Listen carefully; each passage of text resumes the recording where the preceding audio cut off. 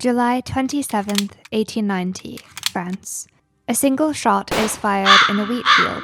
That evening, a mortally wounded Vincent van Gogh staggers back to a local inn, only to die 2 days later of an infection from the self-inflicted gunshot wound. He was just 37 years old. He'd been painting for only a decade, yet he left us with a prodigious body of work, including over 900 paintings. And he was painting up to the last. This is believed to be his final canvas.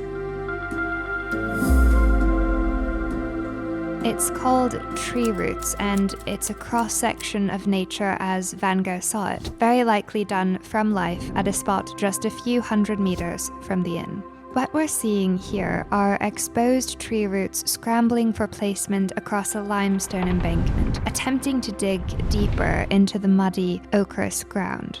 A formidable colorist, Van Gogh combines olive and ruddy brown tones with ochre, light greens, blues, and yellow highlights to depict the harmony of this sous-bois or undergrowth scene. The roots and trunks are painted inventively in varying shades of blue, from cobalt and baby blue to a deeper Prussian, as they might look under gentle shadows on a misty morning.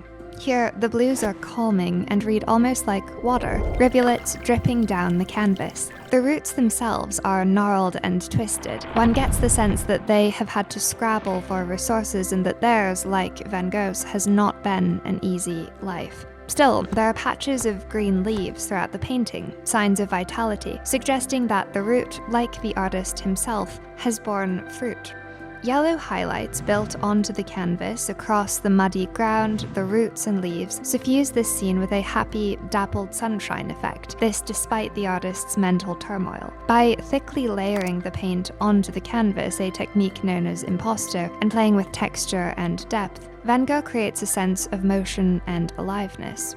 We notice also the artist's characteristic short, quick, dash-like brushwork. He often painted outside in nature with his subjects directly in front of him. As he had only a limited amount of time to take down his impressions before, say, the lighting changed or the winds picked up, he had to work quickly. That said, even when he painted indoors or from memory, an urgent, dynamic energy persists in his brushwork.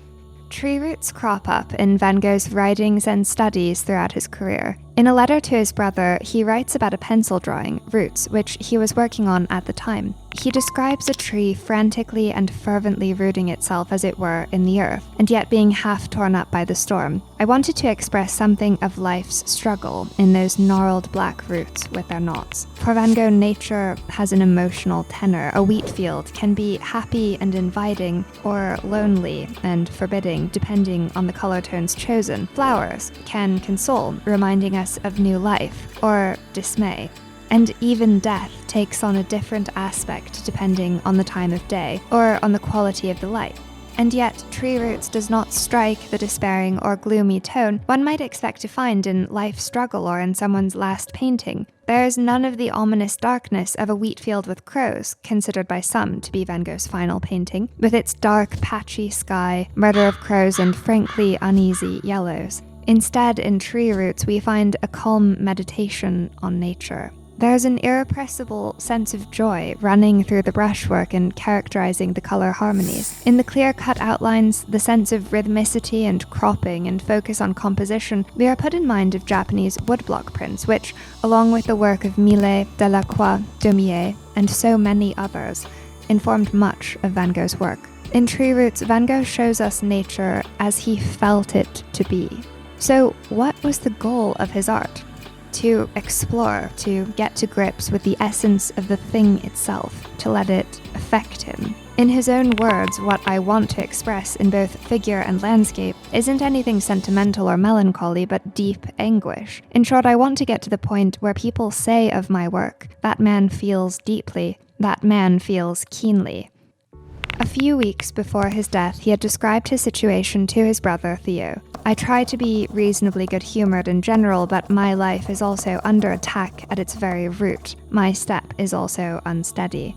Van Gogh was not well. The artist was suffering from failing physical health and a debilitating mental illness, possibly a combination of epilepsy and an unidentified nervous disorder. Having spent the last few years under the care of doctors, in and out of hospitals and asylums, Van Gogh was, in his own words, a broken vessel, under attack at his very root.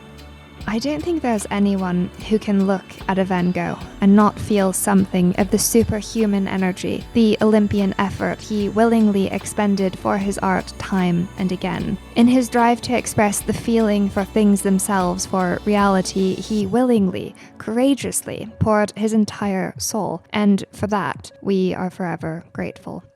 What does Tree Roots say to you? Let us know in the comments below. And if you've enjoyed this video, please check out our other work on Picasso's Les Demoiselles d'Avignon. Thanks for watching. If you'd like to see more videos like this one, please consider supporting us on Patreon at the link in the description box below. As a Quince patron, you'll get early access to future videos and can even vote on upcoming video topics. Our amazing patrons allow us to work on these videos full-time and make them as good as we possibly can. Thank you all very, very much for your support.